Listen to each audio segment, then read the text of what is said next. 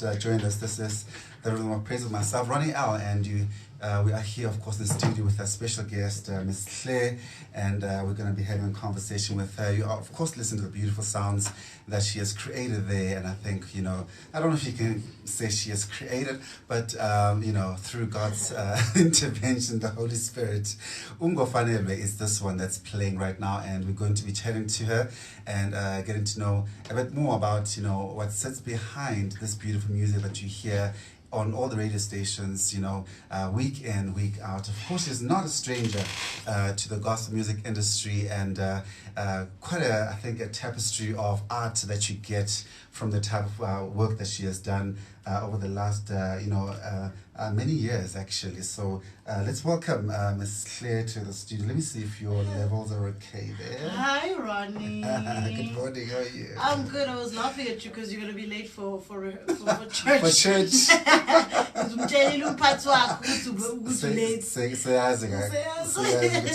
Every Sunday nje I saw ngifema 7:30 ngoba ngishesa la 7:30. Welcome. Thank you for having me. You are most welcome. It's great to have you with us. So this one is Ungofanele. Tell me about the song. I mean, this song, actually, I was going to a church rehearsal in Pretoria. Yeah. A little before my recording. Mm-hmm. I literally started go this part.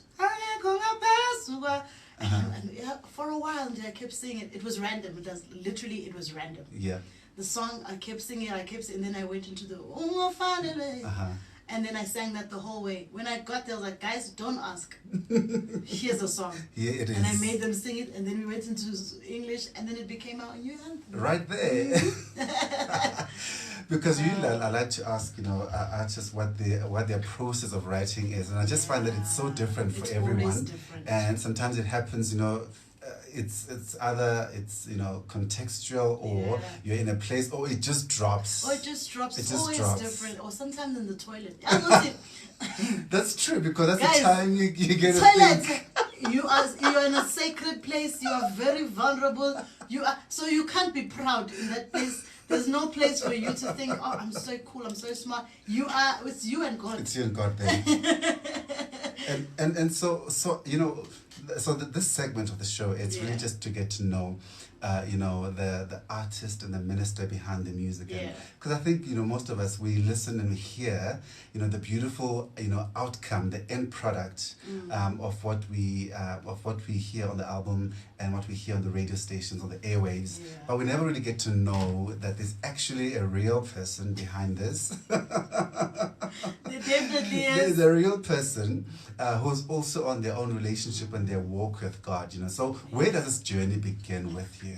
Oh, well, I'm a PK. We were actually talking about it 2 seconds ago. With my whole life, I've been in the church, from sound girl to ushers to worship team to parking, Right.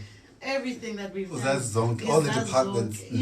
But funny enough, even if I'm a living proof that even if you are in the church doesn't mean that you are born again. True. Right. Just because you are working in the church full time, all the time, Monday to Monday, you are at church somehow. Right.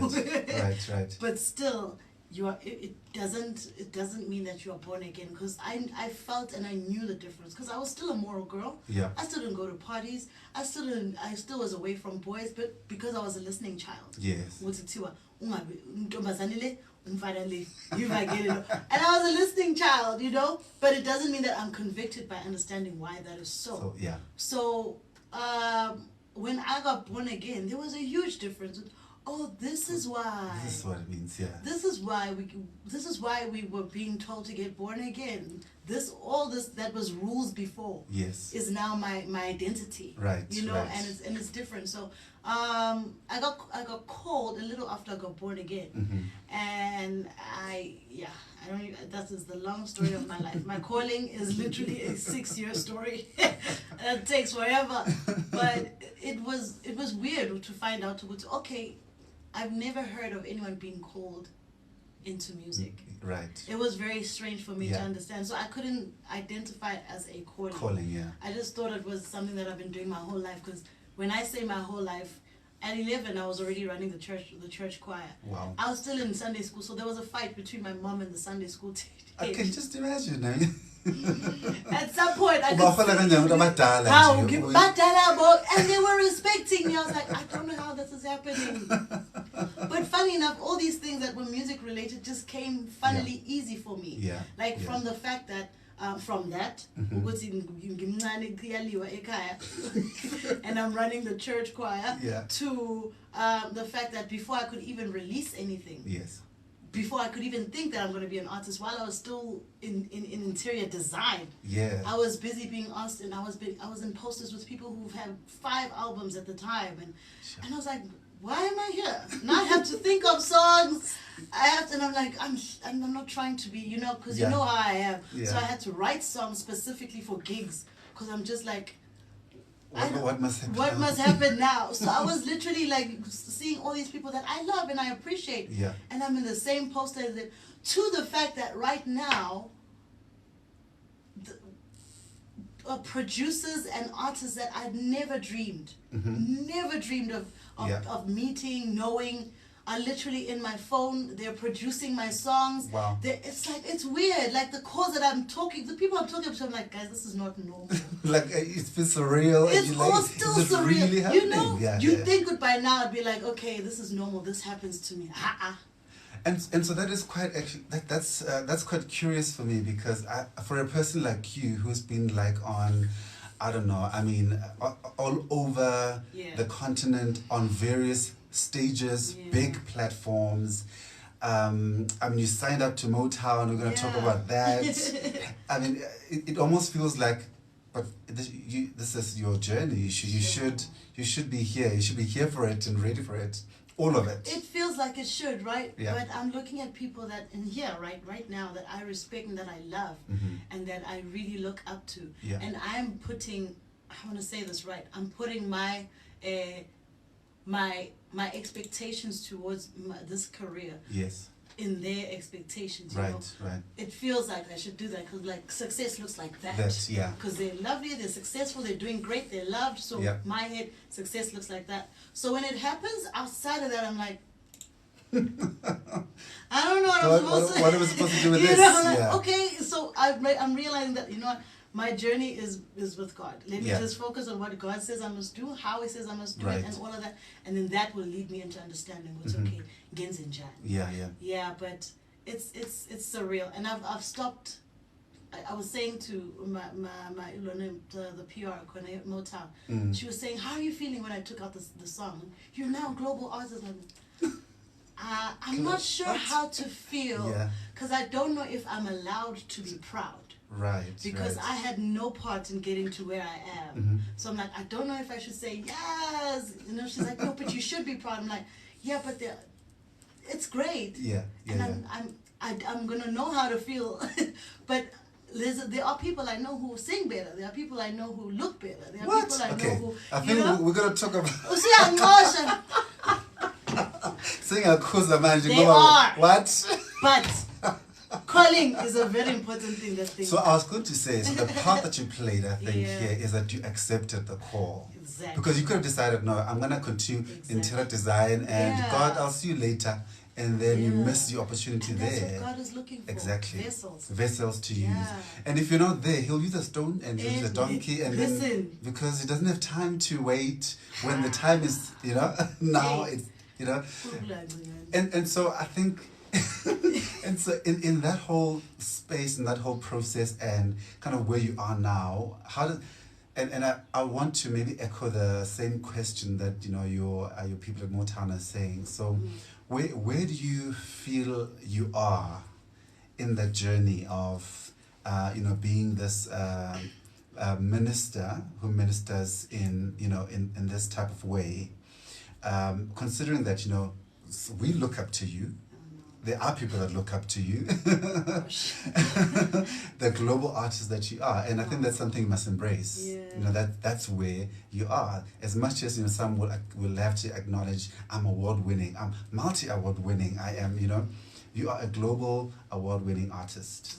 And so, how do you reconcile that with with those that are looking up to you? I think for me, I'm just starting. It feels like I'm just starting. Okay. Because when I got into this stage, Yeah. or phase of my life, it felt like Yeah. it felt like I'm young, and I've got a whole lot of people that I've got to learn from. Because Right. a huge pool of people that I looked up to just came up Mm-hmm. into my life, and I was like, okay, so now I'm the child, and I've got so much more to learn now. Yeah. And now I'm realizing, I mean, from calls that are like an hour calls, I'm like, Yeah. what just happened? You know, because I'm just already just, Yeah. so I'm just a sponge right now, and I'm realizing from what you're saying, Manju, was all of this information is not just for me. Yeah. All of this information that I keep learning, I keep acquiring about myself, about my calling, and about this business. Yes. It's not for me. Yeah. And I have to extend it, because I will die one day. You know, I have to extend it. So Yeah. it's my responsibility that if there are people who see themselves in me, it's not that they're seeing how great she is. It's because they're seeing themselves in me. Because at the end of the day, we are the body of Christ. Somehow Yes. the DNA it speaks. It speaks. You know, It does.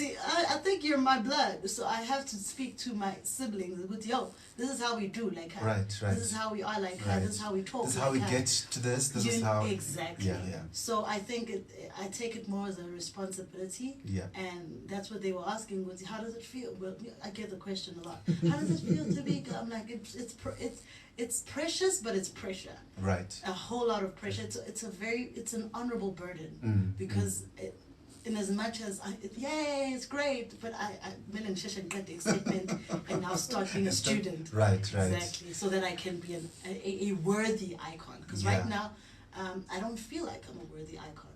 I need to work to be a worthy icon. Yeah. So that's where I'm going towards. That is so loaded, and we don't have enough time. I'm sorry. 30 minutes. There is just never enough. She says 18 minutes after 7 o'clock already. And so, Coffee Lenders, thank you very much for joining us. We are in conversation with the ever bubbly Claire. Also, bubbly is the one personality that every South African describes themselves as. I'm bubbly person. Well, we can feel the bubbles right here. So I think I'm grateful for that.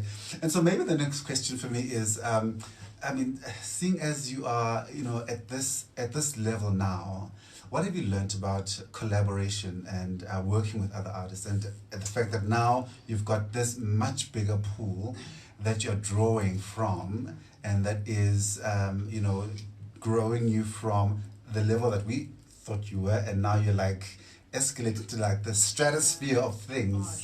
So what have you learned about working with others, collaborating, and that type of thing? Firstly, I think being a BV taught me a lot about. So, and I enjoyed it a lot, but I also learned a lot to go to, okay, people are different, and approaching them is very different. So how I listen to a person talk about a song, before even teaching us, just how they talk about a song, how they lead a song, how that tells me as a BV, I'm talking about me as a BV, that tells me as a BV, a backing vocalist, background vocalist, for those who don't okay, this is how a person, another will say glory, another will say glory, another will say glory. Yeah. So I need to be aware, and they're quite strong about that. That's how I want it to be, and that's how I want it to sound. Yeah. That you need to know. So that taught me. But you know what? Each artist in their greatness has a different approach into why they are who they are. Right. So now when I talk to that each, is so fundamental. Right? Yeah. And it's very important as a BV, but you don't just rock up and learn a song. Right. You don't do that. Otherwise, you are going to lose them. That's why you keep finding, and some of them laugh and they're frustrated by it. And you're like, it's because you came and learned a song and thought that it's enough. Right. You need to know how she wants it, how he wants it, and how he wants that song, that phrase to be said, and all of that. Exactly. And that also transcends into how a person wants a chord to. Why do they like these chords? These chords. Why do they like doing this arrangement? Like right. We know. I could back to back now tell you Kirk Franklin's album how it's gonna be, because I've studied him. You know, right. I know the track 1 is over. I know track 8 is over because I can see him. I can tell you which type tribute what his album is gonna be. There's a pattern exactly. Yeah. So when sitting with them, because I've studied them back to back, their pattern, I sit with them and I'm like, I'm listening to them from a perspective of understanding that. How I listen to Fred Hammond is different from how I listen to Marvin Sapp. They talk different. They do. Even though Fred Hammond and Marvin Sapp were in the same group. They work together quite a lot, But they talk different, you know what I mean? And so, like, for instance, these three people were in the same group: Brian Courtney Wilson, Marvin Sapp, and Fred Hammond. But the way they're different, right? But the way they are different. So, in that alone, you realize that there is a lot to learn from three people. There's a lot to learn. You know what I mean? So how much more when there's 20 people? I'm telling you. And then how much more when you're in South Africa and there are 11 languages? And there's just that plethora of cultural diversity. You understand? So do you understand how much I enjoyed when I was a presenter? I was sitting like this. Every single person who comes into the show, I'm like, I thought I knew you, but I don't know you. Exactly. You know, because I'm learning so much, and it's all different. I'm enjoying my life because I don't mind being a steward. I don't mind being a student. I don't mind learning, and I'm not afraid of being taught by someone who thinks that that I'm beneath, I'm above them. You know, I can actually still sit and learn from them. And so speaking of which, I mean you know, you spoke something so fundamental that I always ask every artist, and I say, I mean, everybody's got their own signature, right? And you called it pattern, and you called it, you know, but there are just some of us who are just not. I mean, you are like the queen of riffs and runs, and I'm just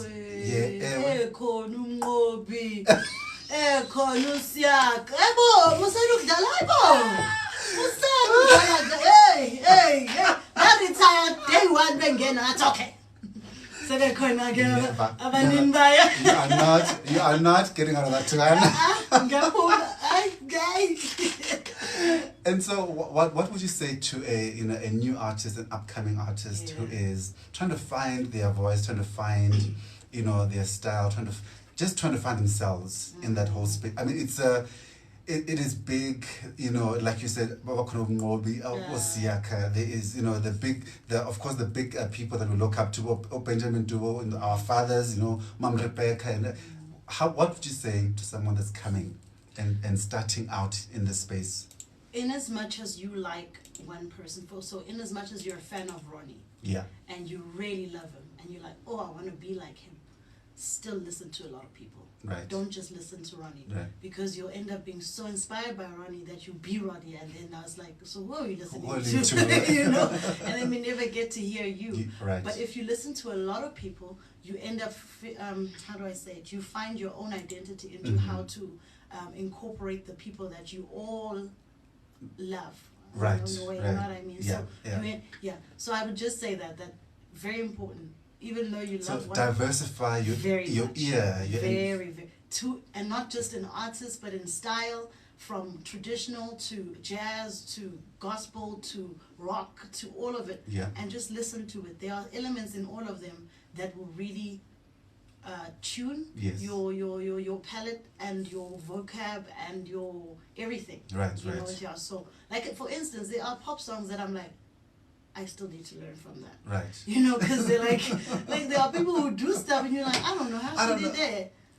You know what I mean? And it's a pop song. The 145, but the BVs or the little vocalists or the Konanje, like right now I'm doing a little popish song. It's going to be so nice. Anyway, can't wait. We're going to talk about what's coming up next for you. Okay, sorry. It's Kasiapela. Sorry, okay, sing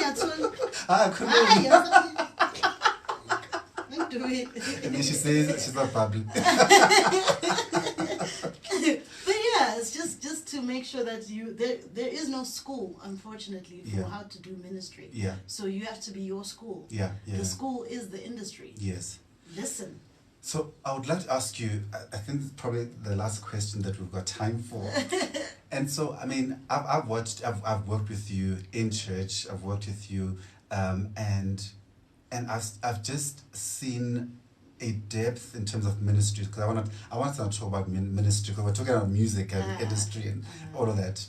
But how do you approach ministry every time you have to do it? this morning I woke up coming to you and I'm like, Father, I want to say this right, because I said something different in my prayer. I said, Father, may I not be like some of the institutions that I've been in, right, where there's a big platform for me to speak to people, but I don't use it as an opportunity to extend you. Yes. So I'm like, in as much as it's just another interview, I'm actually though going to speak on your behalf to people, to a large number of people.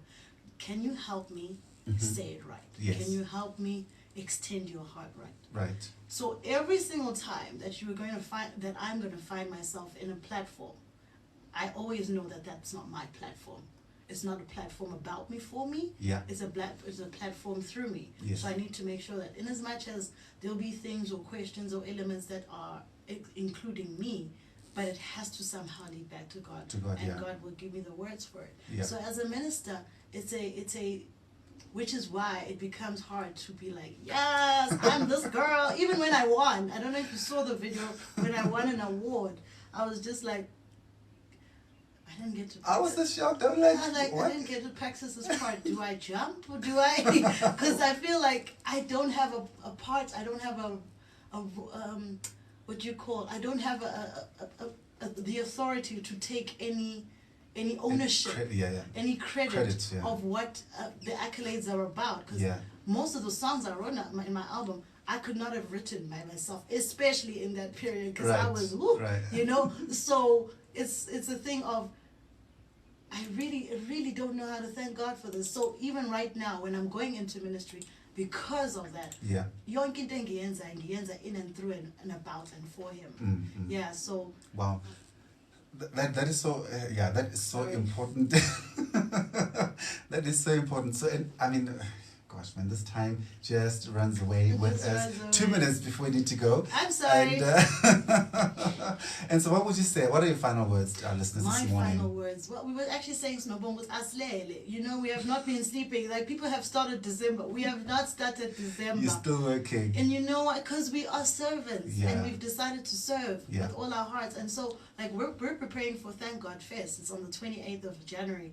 And our heads are like, we need to make sure that people have a good experience in this place, in as much as they would in their favorite fests, at Coachella, at whatever. They need to feel it here. So we're on that mission of trying to make sure, open your year and open it right. Open it with happiness, open it with gratitude, enter it with knowing it is going to be a good year, you know? After the Decembering, lack of a better word, after Decembering, you have to come back to your Father. And you know, those things are very important. So that's what Thank God Fest is about. So we're busy with that. And we're preparing for that. We're going to Casalinga. It's a forest. Oh, it's beautiful. It's a forest. It's secluded. No one will bother you. It's not far. It's vibes. It's proper. Food. I'm coming. Food, yes. Food is very important. Yes. So that's what's happening right now. Oh, that's great, man. Thank you so much for coming. It's been such a great pleasure. I mean, the time flew faster than I could imagine, you know. Sorry, I talk a lot. You don't. You interview very well, and that's great. No, you're a good interviewer. You really are. No, but thank you so much for coming through. It was a great pleasure having you, and really all the best with everything. I mean, you have, I think, you're one of the great examples of what God can do, you know, for someone, because it's a tough industry out there. It's busy. There's a new artist every day, and you have to find relevance. You know, you kind of have to think about, you know, what do I do next? What's fresh? What's gonna work? What's not gonna work? You know, there's a lot to think about, and so we thank God for you, and thank God for what He's doing through you and your ministry. And I pray that He really just takes it all the way to where it needs to go, because only He knows how much and how far it needs to go. I appreciate that so much, and even the same for you, Ronnie. Thank you. I really appreciate you. Thank you so much. And by the way, you brought Bongi out of his bed on a Sunday. He looks sleepy. Oh my goodness, I couldn't believe. So thank you very much. That is Claire, everybody on Coffee Land. So and thank Bongi. you so much. Yeah, Claire and Bongi. Thank you so much for being with us.